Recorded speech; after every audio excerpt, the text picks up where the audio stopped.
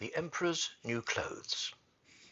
Many years ago there was an emperor who was so excessively fond of new clothes that he spent all his money in dress.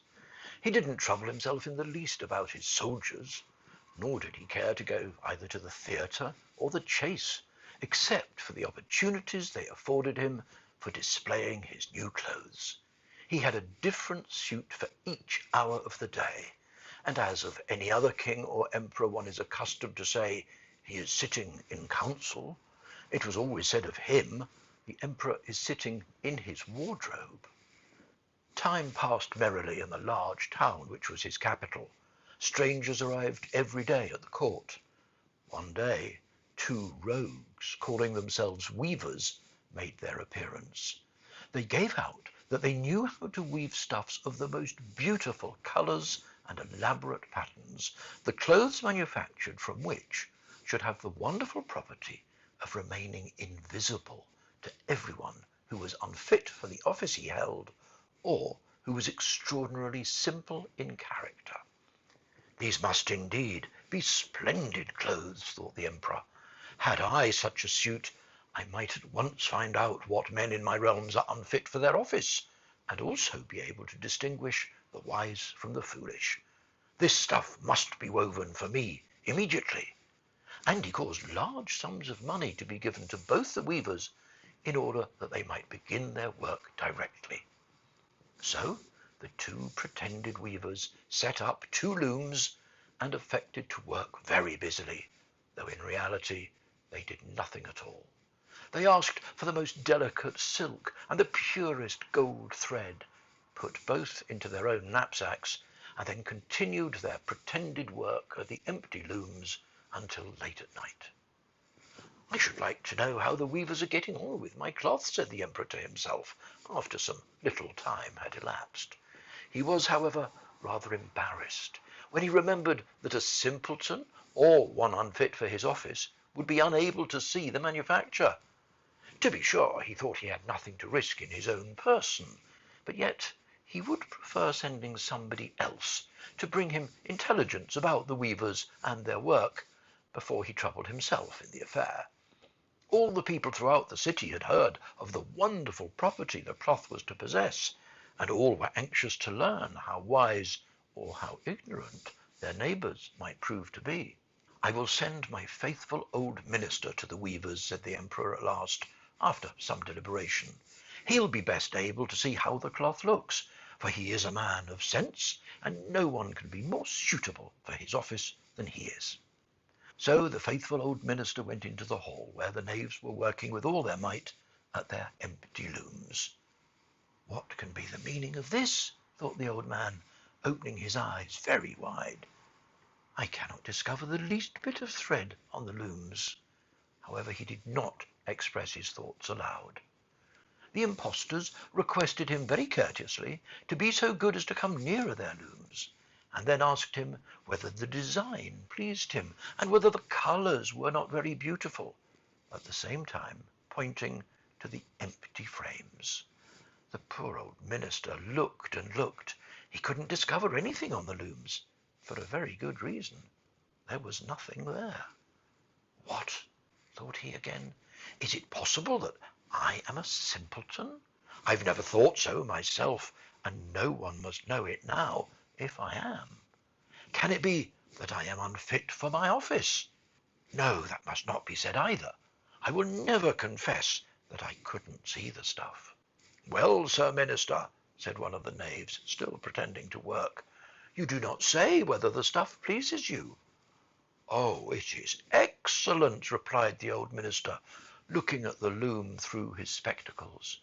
This pattern and the colours, yes, I'll tell the emperor without delay how very beautiful I think them. We shall be much obliged to you, said the impostors, and then they named the different colours and described the pattern of the pretended stuff. The old minister listened attentively to their words in order that he might repeat them to the emperor. And then the knaves asked for more silk and gold, saying that it was necessary to complete what they had begun. However, they put all that was given them into their knapsacks, and continued to work with as much apparent diligence as before at their empty looms. The emperor now sent another officer of his court to see how the men were getting on, and to ascertain whether the cloth would soon be ready. It was just the same with this gentleman as with the minister. He surveyed the looms on all sides, but could see nothing at all but the empty frames. "Does not the stuff appear as beautiful to you as it did to my lord the minister?" asked the impostors of the emperor's second ambassador, at the same time making the same gestures as before, and talking of the designs and colours which were not there. "I certainly am not stupid," thought the messenger. "It must be that I'm not fit for my good, profitable office. That is very odd. However, no one shall know anything about it." And accordingly he praised the stuff he could not see, and declared that he was delighted with both colours and patterns. "Indeed, please your imperial majesty," said he to his sovereign when he returned, "the cloth which the weavers are preparing is extraordinarily magnificent." The whole city was talking of the splendid cloth which the emperor had ordered to be woven at his own expense. And now the emperor himself wished to see the costly manufacture while it was still in the loom. Accompanied by a select number of officers of the court, among whom were the two honest men who'd already admired the cloth, he went to the crafty impostors, who, as soon as they were aware of the emperor's approach, went on working more diligently than ever, although they still did not pass a single thread through the looms. "Is not the work absolutely magnificent?" said the two officers of the crown already mentioned. "If your majesty will only be pleased to look at it, what a splendid design, what glorious colours!" And at the same time they pointed to the empty frames, for they imagined that everyone else could see this exquisite piece of workmanship. "How is this?" said the emperor to himself. "I can see nothing. This is indeed a terrible affair. Am I a simpleton, or am I unfit to be emperor? That would be the worst thing that could happen. Oh, the cloth is charming," said he aloud. "It has my complete approbation." And he smiled most graciously, and looked closely at the empty looms, for on no account would he say that he could not see what two of the officers of his court had praised so much. All his retinue now strained their eyes, hoping to discover something on the looms, but they could see no more than the others. Nevertheless, they all exclaimed, "Oh, how beautiful!" and advised his majesty to have some new clothes made from this splendid material for the approaching procession.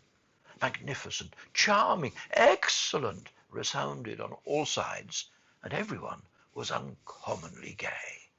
The emperor shared in the general satisfaction, and presented the impostors with the riband of an order of knighthood, to be worn in their buttonholes, and the title of gentlemen weavers.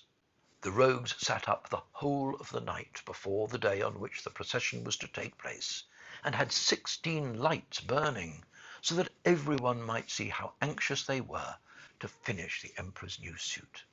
They pretended to roll the cloth off the looms, cut the air with their scissors, and sewed with needles without any thread in them. "See," cried they at last, "the emperor's new clothes are ready." And now the emperor, with all the grandees of his court, came to the weavers, and the rogues raised their arms as if in the act of holding up something, saying, "Here are your majesty's trousers, here is the scarf, here is the mantle." The whole suit is as light as a cobweb. One might fancy one has nothing at all on when dressed in it. That, however, is the great virtue of this delicate cloth. "Yes, indeed," said all the courtiers, although not one of them could see anything of this exquisite manufacture. "If your imperial majesty will be graciously pleased to take off your clothes, we will fit on the new suit in front of the looking-glass." The emperor was accordingly undressed, and the rogues pretended to array him in his new suit, the emperor turning round from side to side, before the looking-glass. "How splendid His Majesty looks in his new clothes, and how well they fit!" everyone cried out. "What a design! What colours! These are indeed royal robes. The canopy, which is to be borne over your Majesty in the procession, is waiting," announced the chief master of the ceremonies. "I am quite ready," answered the emperor. "Do my new clothes fit well?" asked he, turning himself round again before the looking-glass, in order that he might appear to be examining his handsome suit. The lords of the bedchamber, who were to carry His Majesty's train, felt about on the ground, as if they were lifting up the ends of the mantle, and pretended to be carrying something, for they would by no means betray anything like simplicity or unfitness for their office. So now the emperor walked under his high canopy in the midst of the procession through the streets of his capital, and all the people standing by, and those at the windows, cried out, "Oh, how beautiful are our emperor's new clothes! What a magnificent train there is to the mantle, and how gracefully the scarf hangs!"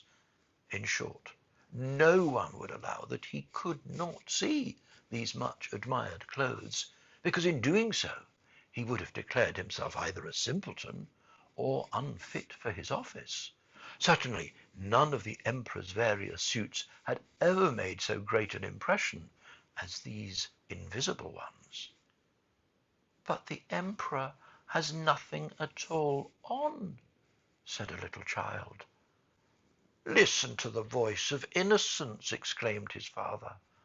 And what the child had said was whispered from one to another. "But he has nothing at all on!" at last cried out all the people. The emperor was vexed, for he knew that the people were right, but he thought the procession must go on now, and the lords of the bedchamber took greater pains than ever to appear holding up a train, although in reality there was no train to hold.